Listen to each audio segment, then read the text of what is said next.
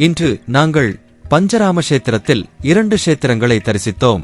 அவை அருள்மிகு க்ஷீரராம லிங்கேஸ்வரர் கோயில் மற்றும் சோமேஸ்வர சுவாமி திருக்கோவில் ஆகியவை ஆகும்.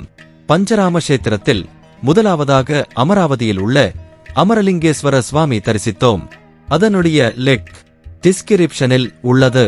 இரண்டாவதாக ஸ்ரீராமரால் பிரதிஷ்டை செய்யப்பட்ட சிவலிங்கம் பாலகொல்லு என்னும் இடத்தில் உள்ள அருள்மிகு க்ஷீரராம லிங்கேஸ்வரர் திருக்கோயிலாகும். இத்திருக்கோயிலில் உள்ள லிங்கம் ராமபிரானால் வழிபடப்பட்டதாகும்.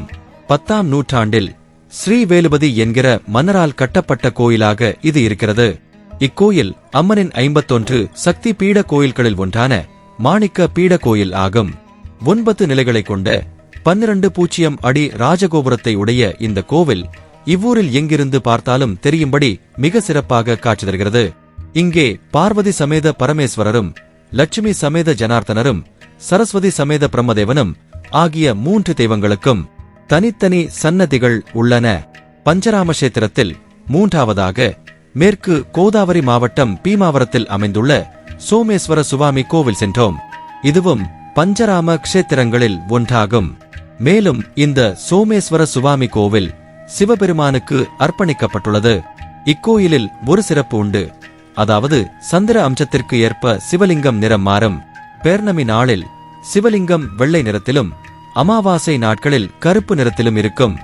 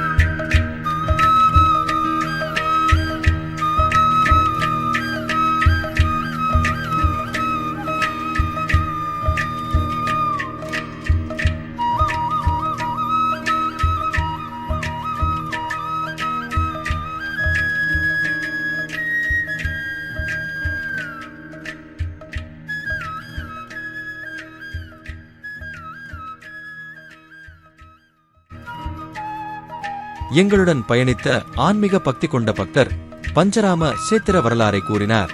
அவர் கூறியதாவது: தாரகன் என்ற அசுரனுக்கும் இந்திரனுக்கும் பல ஆண்டுகள் யுத்தம் நிகழ்ந்தது.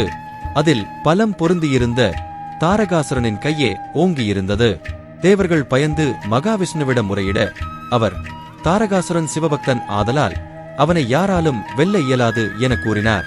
பின்னர் மகாவிஷ்ணு தேவர்களோடு சென்று சிவபெருமானிடம் விவரம் கூறினார். சிவபெருமானோ தாரகாசுரன் என் பக்தன், இருப்பினும் தர்மத்தை காப்பது பிரதானம். ஆகவே எனது அம்சமாக பிறந்த முருகப்பெருமானை தேவர்களின் சேனைக்கு அதிபதியாக்கி தாரகாசுரனுடன் யுத்தம் செய்ய அனுப்பினால் வெற்றி பெறலாம் என அபயம் அளித்தார். ஆனால் யுத்தத்தில் தாரகாசுரனின் மீது முருகப்பெருமான் எத்தனை சக்தியை பிரயோகித்தும் பலன் கிடைக்காமல் போனது. தேவர்கள் மீண்டும் சிவபிரானை பிரார்த்திக்க அவர் தாரகாசுரனின் கழுத்தில் என்னுடைய பிராண லிங்கம் உள்ளது, அந்த லிங்கத்தை உடைத்தால் அவர் உயிர் பிரிந்து மரணமடைவான் என்றார். ஆனால் அந்த லிங்கம் உடைந்து எங்கெல்லாம் விழுமோ அவை வளர்ந்து பெருகிவிடும். அந்த சிவலிங்கம் துண்டுகளை பூமியில் பிரதிஷ்டை செய்து அவை வளராதபடி செய்ய வேண்டும் என கூறி அருளினார். சுப்பிரமணியரும் அவ்வாறே தாரகாசுரனின் கழுத்தை குறிவைத்து அம்பை தொடுக்க பிராணலிங்கம் உடைந்து 5 துண்டுகளாக 5 இடங்களில் விழுந்தது.